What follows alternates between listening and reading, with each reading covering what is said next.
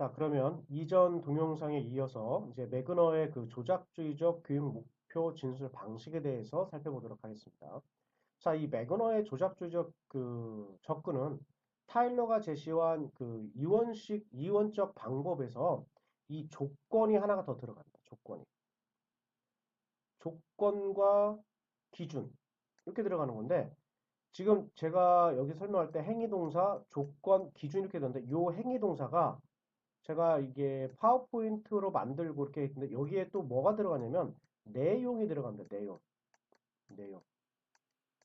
내용이 들어가요. 이렇게. 그래서 행위 동사 플러스 조건 플러스 기준 조금 더 확장시킨 거예요. 그렇기 때문에 그 학습자가 어떠한 조건에서 어떠한 기준을 충족을 했을 때 교육 목표를 달성을 했다. 그렇지 않다라는 게 아주 분명하게 나타납니다. 자, 그거에 대해서 살펴보도록 하겠습니다. 자, 이거는 아까 얘기했던 행위동사. 요 행위동사가 아까 얘기했던 내용 플러스가 같이 되는 겁니다. 그리고 두 번째는 조건. 어떠한 조건일 때. 그 다음에 어떻게 그리고 어느 정도 수준에 도달했을 때 목표가 달성될 수 있다라고 할 수 있는지에 대해서 이렇게 설명한 명확한 기준이 있어야 된다는 거죠. 자, 예를 들어서 한번 해볼게요. 그리고 지금 이거 같은 경우는 지금 행위동사에 종착 행동에서 구별할 수 있다, 짝지을 수 있다, 열거할 수 있다, 기술할 수 있다, 의미를 안다, 감상을 한다. 이런 식의 얘기고요. 이거를 그대로 보면은 해당하는 예를 열거한다. 자료들 사이의 관계를 진술한다. 그 다음에 뭐 역사적 사건들을 짝짓는다. 이런 식으로 해가지고 이게 행위로 해서 나타날 수 있게끔 만들어 놓은 게 바로 이 행위동사, 종착행동이라고 얘기를 합니다.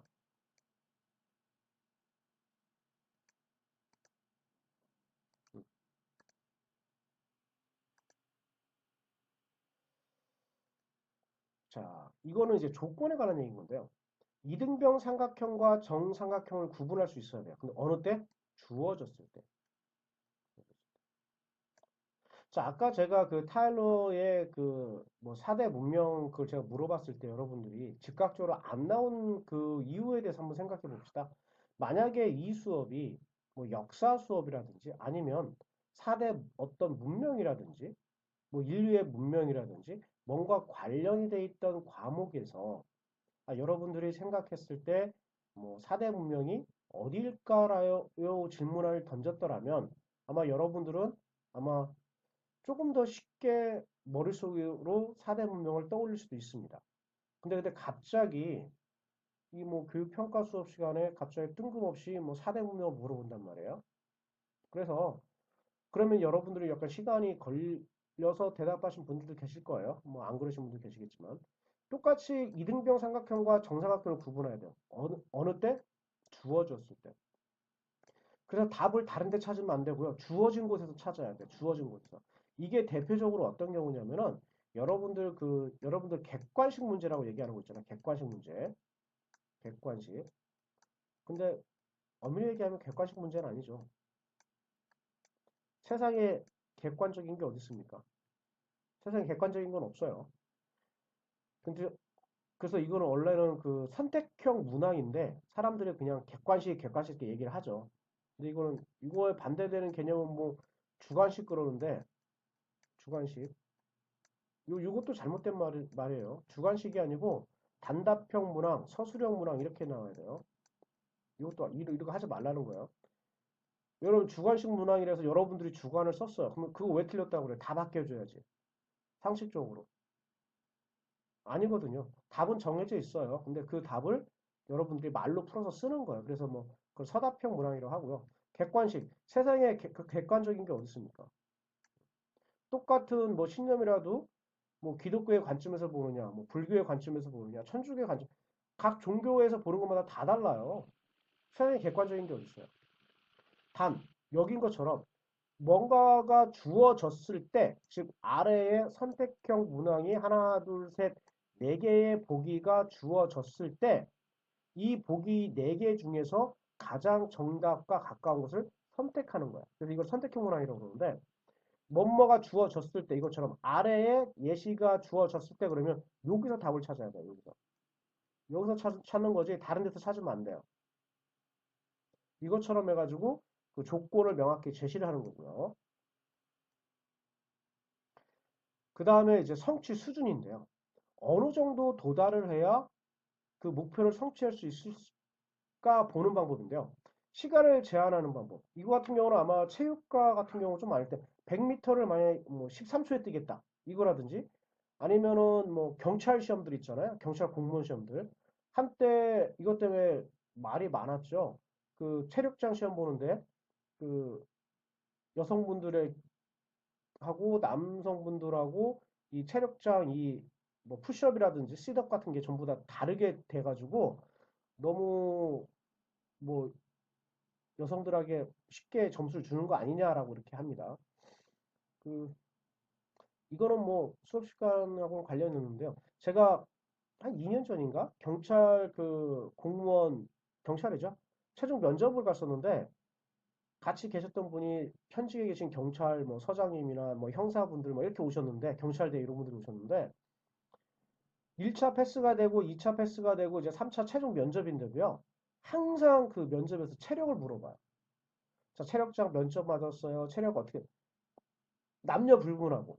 나중에 제가 물어봤어요. 왜 그러냐. 그랬더니 이 경찰 공무원 시험을 패스가 되면 이제 일선에 가서 경찰이 되고 또는 뭐 형사도가 막 이러는데 체력이 없으면 안 된다고. 그러면서 거기서도 또 약간 뭐 체력이 좋으신 분들은 약간 뭐 가산점을 주기도 하더라고요. 뭐 왜 그런지는 모르겠으나 그렇게 해서 시간을 재가지고 이렇게 하시는 방법도 있고요. 또 하나는 여러분들이 익숙한 게 바로 이 두 번째일 거예요. 정답이나 뭐 양을 딱 정해놓고요. 자, 300점 만점에 뭐 250점이면 합격이야. 이런 것처럼 해가지고 딱 되는 거죠. 그 다음에 세 번째는 이제 작품이나 이런 것들, 뭐 예술 작품 있죠. 또는 뭐 음악 같은 경우는 감상을 해야겠죠. 그래서 작품을 설명하거나 음악을 듣고 막 기술하고 요거는 어떻게 뭐 맞다틀다 얘기를 할 수 없으니까 그런 것들 설명하는 거를 통해 가지고 뭐 어떠한 성취 수준을 넘어섰다라고 볼 수도 있습니다.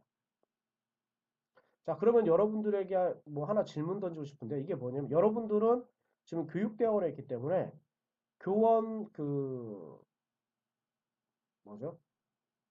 인적성 검사를 보셔야 돼요. 교원 인적성 검사를 보셔야 되는데 자, 그러면 교원 인적성 검사는 시간을 재는 방법으로 할까요? 아니면 정답과 그 양으로 하는 걸까요? 만약에 여러분들이 시간 내에 그 교사 인적성 검사를 못 풀어가지고 그 여러분들이 그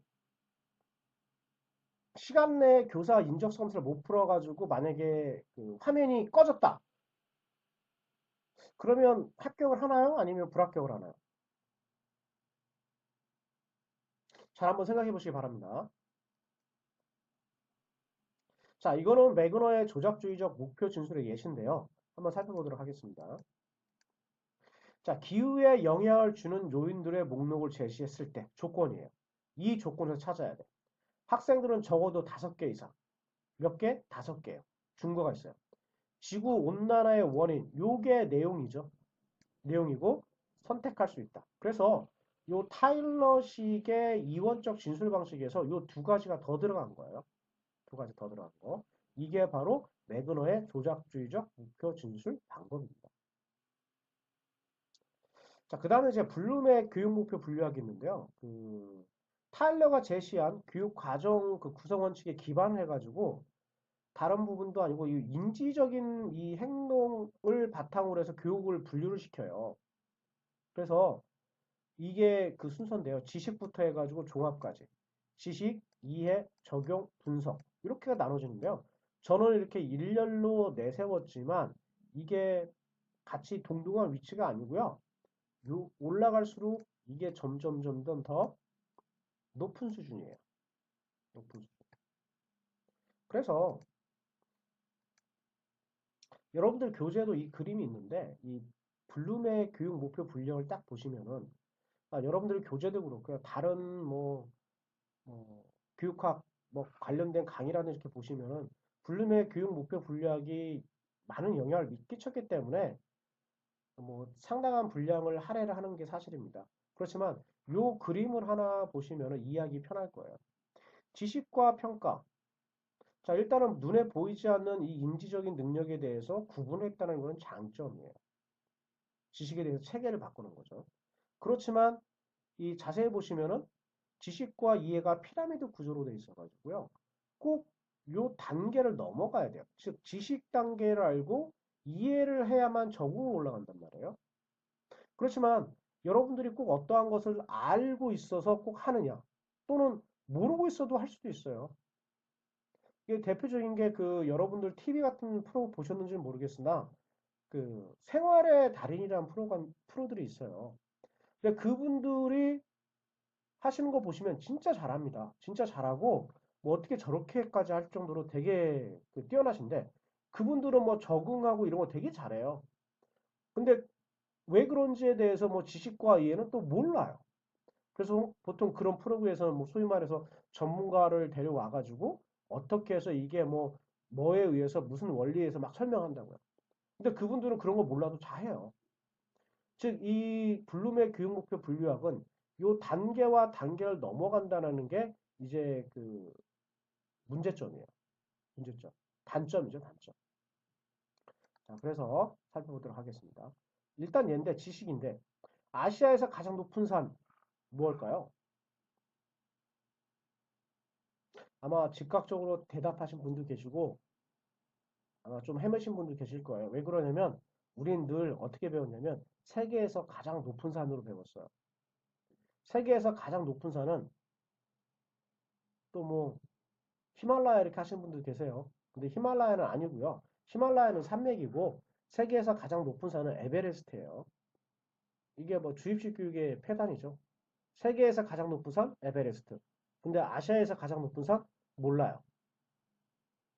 근데 아시아에서 가장 높은 산도 에베레스트예요. 왜냐면 그 네팔이 아시아에 있기 때문에 아시아에서 가장 높은 산이 결국은 세계에서 가장 높은 산이죠. 그렇다면 두 번째로 높은 산은 뭘까요? 세계에서.